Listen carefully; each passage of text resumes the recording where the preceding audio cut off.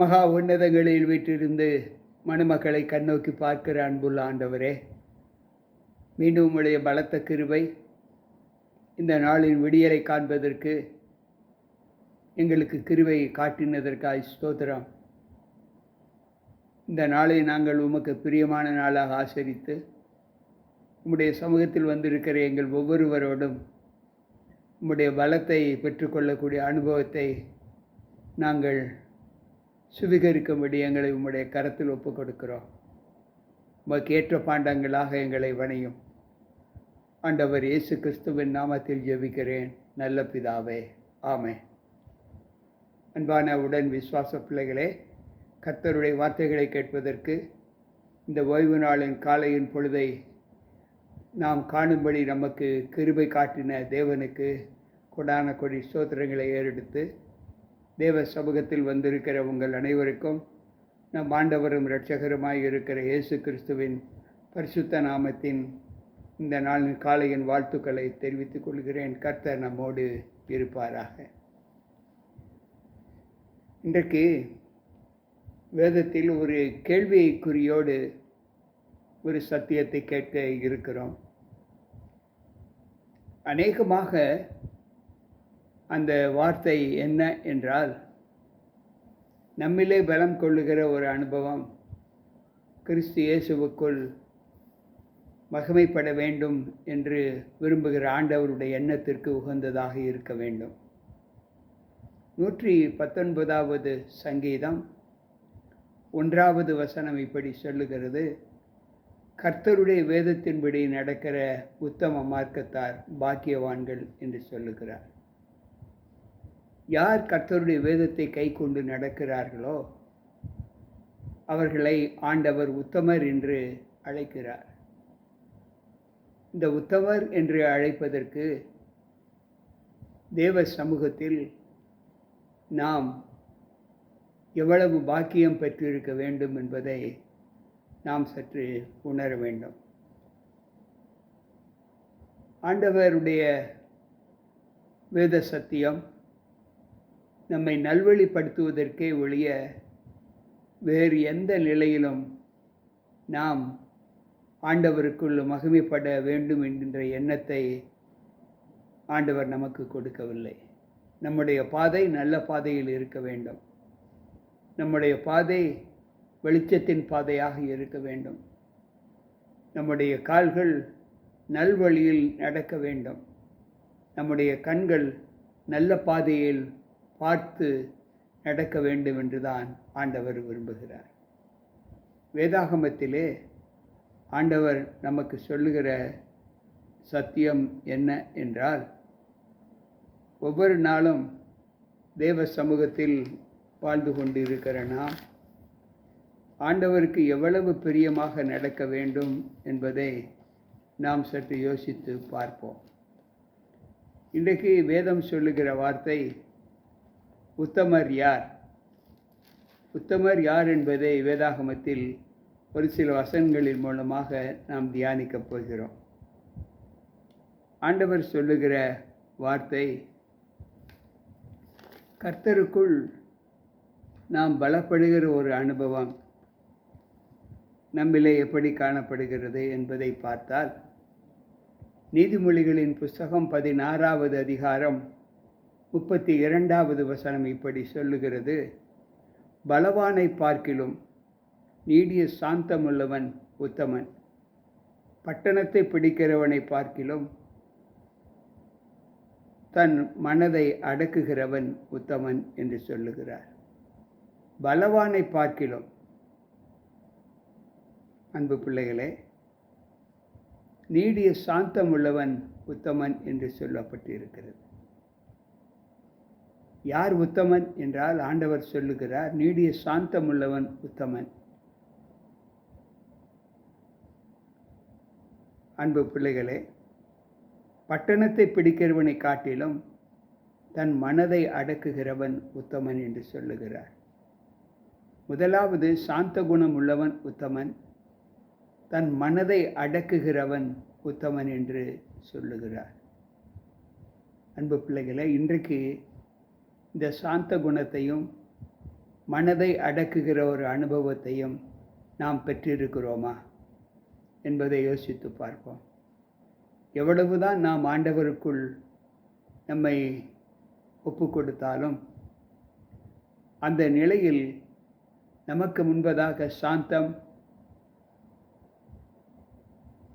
ஒரு பொறுமை, இவைகள் காணப்படுகிறதா என்பதை யோசித்து பார்ப்போம். ஆண்டவர் சொல்லுகிற வார்த்தை 2 கொரிந்தியரின் புஸ்தகத்தை நாம் வாசிப்போம் என்றால், அங்கு 10வது அதிகாரம் 18வது வசனத்தை அங்கு வாசித்தால், ஆண்டவர் சொல்லுகிற இன்னொரு உத்தமனை குறித்து அங்கு ஆண்டவர் சொல்லுகிறார். அன்பு பிள்ளைகளே, நம்முடைய வாழ்க்கையில் நாம் இந்த பங்கினை தெரிந்து கொள்வதற்கு எப்படிப்பட்ட குணத்தை பெற்றிருக்க வேண்டும்? ஆண்டவர் சொல்லுகிறார் 2 கொரிந்தியர் 10:18 தன்னைத்தான் புகழுகிறவன் உத்தமன் அல்ல, கர்த்தரால் புகழப்படுகிறவனே உத்தமன் என்று இங்கு ஆண்டவர் சொல்லுகிறார். எனக்கு பிரியமான தேவ பிள்ளைகளே, கர்த்தரால் புகழப்படக்கூடிய பிள்ளைகள் உத்தமர்கள் என்று அங்கு ஆண்டவர் சொல்லுகிறார்.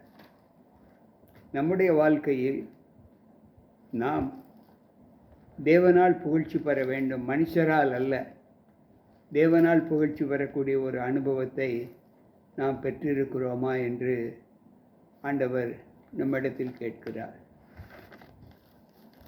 நாம் ஒவ்வொரு நாளும் தேவ வார்த்தைகளை தியானிப்பதற்கு நாம் எந்த அளவு ஆண்டவரோடு பிணைக்கப்பட்டு இருக்கிறோம் என்பதை யோசித்து பார்த்தால், அன்பு பிள்ளைகளே, ஆண்டவர் சொல்லுகிற வார்த்தை,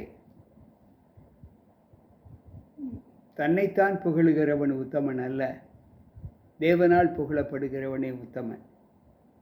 இதை குறித்து நீதிமொழிகளின் புஸ்தகம் 27வது அதிகாரம் 2வது வசனம் சொல்லுகிறது, உன் வாய் அல்ல புறத்தியானே உன்னை புகழட்டும், உன் உதடு அல்ல அந்நியனே உன்னை புகழட்டும். புகழ்ச்சி வேண்டும் என்று நாம் விரும்பினால் நம்மை நாமே புகழ்வது ஆண்டவருக்கு பிரியமல்ல. மற்றவனுடைய வாய், அந்நியனுடைய வாய், புறத்தியானுடைய வாய் நம்மை புகழ வேண்டும் என்று இங்கு ஆண்டவர் சொல்லுகிறார். ரோமரின் புஸ்தகம் 2வது அதிகாரம் 29வது வசனத்தை வாசிப்போம் என்றால், அங்கு ஆண்டவர் சொல்லுகிற வார்த்தை, தேவனுடைய சமூகத்தில் நாம் எப்படி இருக்க வேண்டும் என்பதை ஆண்டவர் நமக்கு சொல்லுகிறார். உள்ளத்திலே யூதனானவனே யூதன், எழுத்தின்படி உண்டாகாமல் ஆவியின்படி இருதயத்தில் உண்டாகும் விருத்த சேதனமே விருத்த சேதனம். இப்படிப்பட்டவனுக்கு புகழ்ச்சி மனுஷரால் அல்ல, தேவனாலே உண்டாயிருக்கிறது என்று சொல்லுகிறார். அன்பு பிள்ளைகளே, மாமிசத்தில் யூதனானவன் யூதன் அல்ல, ஆவியின்படி இருதயத்தில் யூதனாய் இருக்கிறவனே யூதன் என்று சொல்லுகிறார். இப்படிப்பட்ட மனிதனுக்கு புகழ்ச்சி தேவனால் வரும் என்று வேதம் சொல்லுகிறது. அப்படி என்றால் இன்றைக்கு தன்னைத்தான் புகழக்கூடிய ஒரு அனுபவத்தை மக்கள் பெற வேண்டும் என்று விரும்பினால் அது புகழ்ச்சி அல்ல என்று ஆண்டவர் சொல்லுகிறார். அடுத்து நான் வாசிக்கும்போது பிரசங்கியின் புஸ்தகம் 7வது அதிகாரம் 8வது வசனத்தை வாசிப்போம் என்றால், அங்கு ஆண்டவர் சொல்லுகிற வார்த்தை,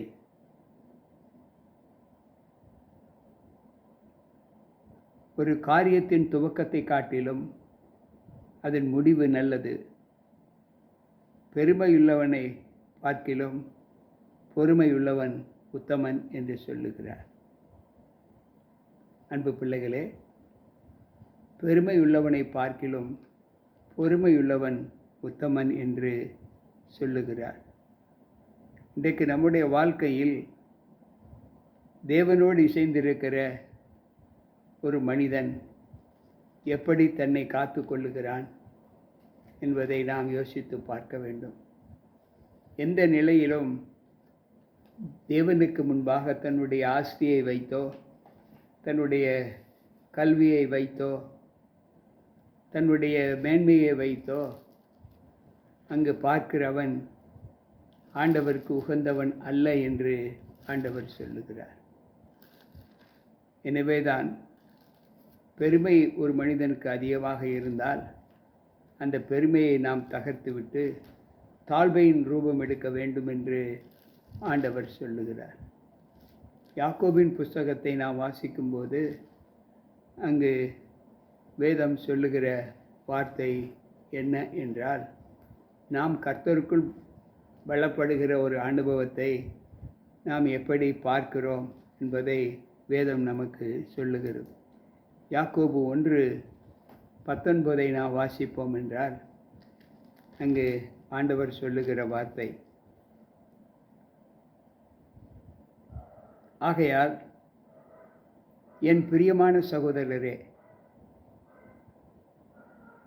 யாவரும் கேட்கிறதற்கு தீவிரமாயும் பேசுவதற்கு பொறுமையாயும் கோபப்படுவதற்கு தாமதமாயும் இருக்க கடவர்கள். பெருமையுள்ளவனை காட்டிலும் பொறுமையுள்ளவன் உத்தமன் என்று ஞானி சொல்லும்போது இங்கு யாக்கோபு பக்தன் சொல்லுகிறார், நீங்கள் கேட்கிறதற்கு தீவிரமாயும் பேசுவதற்கு பொறுமையாயும் கோபப்படுவதற்கு தாமதமாயும் இருங்கள் என்று இங்கு ஆண்டவர் சொல்லுகிறார். அன்பு பிள்ளைகளே, இந்த அனுபவம் நம்முடைய வாழ்க்கையில் எப்படி காணப்படுகிறது என்பதை யோசித்து பார்ப்போம். கேட்பதற்கு தீவிரம், நல்ல வார்த்தைகளை கேட்பதற்கு நாம் வாஞ்சையுள்ளவர்களாய் காணப்பட வேண்டும். பேசும்போது நமக்கு பொறுமை மிக மிக அவசியம் என்று ஆண்டவர் சொல்லுகிறார். கோபப்படுவதற்கு நாம் தாமதம் காட்ட வேண்டும். கோபம் வருவதற்கு நம்முடைய வாழ்க்கையிலே, நம்முடைய மனதிற்கு எந்த சூழ்நிலையிலும் நாம் இடம் கொடுக்கக்கூடாது என்று சொல்லுகிறார். ஆவியானவர் நம்மோடு பேசுகிற அந்த வார்த்தையின் குணங்கள் எப்படிப்பட்டதாய் காணப்படுகிறது என்றால், மீண்டும் அவர் சொல்லுகிற ஒரு பொறுமையை குறித்து சொல்லுகிறார். நீதிமொழிகள் 12:9 ஆகாரம் இல்லாதவனாய் இருந்தோம், தன்னைத்தான் கனம் பண்ணி கொள்ளுகிறவனை பார்க்கிலும் இங்கு கனமற்றவனாய் இருந்தோம், பணிவிடைக்காரனாய் உள்ளவன் உத்தமன் என்று சொல்லுகிறார். ஆகாரம் இல்லாதவனாய் இருந்தும் தன்னைத்தான் மேன்மைப்படுத்தி கொள்ளுகிறவனை பார்க்கிலும் கனமற்றவனாய் இருந்தும் பணிவிடைக்காரனாய் இருக்கிறவன் உத்தமன் என்று ஆண்டவர் சொல்லுகிறார். இந்த வசனத்தை நாம் படிக்கும்போது பெருமை, தமிழிலே ஒரு பழமொழி சொல்லுவார்கள், குடிப்பது கூழ் கை கழுவுவது பன்னீர் என்று. நமக்கு வரட்டு கௌரவம் எந்த சூழ்நிலையிலும் ஆண்டவரை ஏற்றுக்கொண்ட பிள்ளைகளுக்கு இருக்கக்கூடாது. எது இருக்கிறதோ அதை வைத்து நாம் தேவனுக்குள் மேன்மை பாராட்ட வேண்டும். இன்றைக்கு எனக்கு தேவன் கொடுத்த இந்த வாழ்க்கை, இந்த ஆகாரம், அதனால் நான் தேவனுக்கு மகிமை செலுத்துகிறேன், அந்த எண்ணம் நமக்குள் வர வேண்டுமே தவிர வேறு எந்தவித பெருமை கொண்டாடல் நம்முடைய கிறிஸ்தவ வாழ்க்கையிலே நமக்கு இருக்கக்கூடாது என்று ஆண்டவர் சொல்லுகிறார். அன்பு பிள்ளைகளே, இன்றைக்கு நம்முடைய வாழ்க்கையில் இந்த அனுபவங்களை நாம் எப்படி பார்க்கிறோம்? பெருமை வேண்டாம், அகந்தை வேண்டாம், தேவனுடைய வேதத்தை கைக்கொள்ள வேண்டும். நாம் ஆண்டவருக்குள் உண்மையாய் இருக்கக்கூடிய ஒரு அனுபவத்தை பெற்றிருக்க வேண்டும். பொறுமையுள்ளவர்களாய் காணப்பட வேண்டும். மேலும் அவர் சொல்லுகிறார், எசேக்கியேல் 18:9 தேவனுடைய பிரமாணங்களை கைக்கொண்டு நடக்கிற மனிதர்கள் உத்தமர்கள் என்று அவர் சொல்லுகிறார். அன்பு பிள்ளைகளே, இன்றைக்கு நம்முடைய வாழ்க்கையில் இந்த அனுபவங்களை நாம் எப்படி பார்க்கிறோம்? யோசித்து பார்ப்போம். ஆவியானவர் சொல்லுகிறார், என் கட்டளைகளின்படி நடந்து என் நியாயத்தை கைக்கொண்டு உண்மையாய் இருப்பானே யாகில் அவனே நீதிமான், அவன் பிழைக்கவே பிழைப்பான் என்று கர்த்தர் சொல்லுகிறார். ஒவ்வொரு நாளும் நாம் இந்த நீதி நியாயத்திற்காக போராடுகிற ஒரு அனுபவத்தை நாம் பெற்றிருக்கிறோம். நேற்றைய தினத்தில் நாம் ஆண்டவருக்கு பிரியமானது எது என்று படித்தோம். நீதியையும் நியாயத்தையும் கைக்கொண்டு நடத்தல் அவருக்கு பிரியம். இங்கு வேதம் சொல்லுகிற அந்த நீதியும் நியாயம் கைக்கொண்டு நடக்கிற பிள்ளைகள் நீதிமான்கள் என்று சொல்லுகிறார். அன்பு பிள்ளைகளே, இன்றைக்கு நம்மில் உத்தமர்கள் யார் என்பதை வேதம் நமக்கு தெளிவுபட காண்பித்து விட்டது. அந்த பட்டியலிலே நான் இருக்கிறேனா என்பதை யோசித்து பார்ப்போம். ஒருவேளை என்னுடைய பேச்சு, என்னுடைய இருதயத்தின் செயல் இந்த உத்தமர் என்கின்ற பெயரை வாங்குவதற்கு தடை செய்கிறதா என்று ஆவியானவர் உங்களுக்கு நமக்குள் சொன்னார். அந்த தடைகளை நீக்கி நாம் ஆண்டவருக்குள் இருக்கிற ஒரு அனுபவத்தை, தேவனால் மட்டுமே புகழ்ச்சி பெறக்கூடிய அனுபவத்தை நாம் பெற்று, மனித புகழ்ச்சி அல்ல, தேவனால் புகழ்ச்சி இருக்க வேண்டும் என்று சொல்லுகிறாரே. தன்னைத்தான் புகழுகிறவன் உத்தமன் அல்ல, தேவனாலே புகழப்படுகிறவனை உத்தமன் என்று நாம் படித்தோம். அன்பு பிள்ளைகளே, அந்த புகழ்ச்சியை நாம் பெற்று உத்தம மார்க்கத்தாரோடு நம்மை சேர்த்து கொள்ள வந்திருக்கின்ற நாம் தேவனுக்குள் நம்ம ஒப்பு கொடுப்போமா? ஜெபிப்போம்.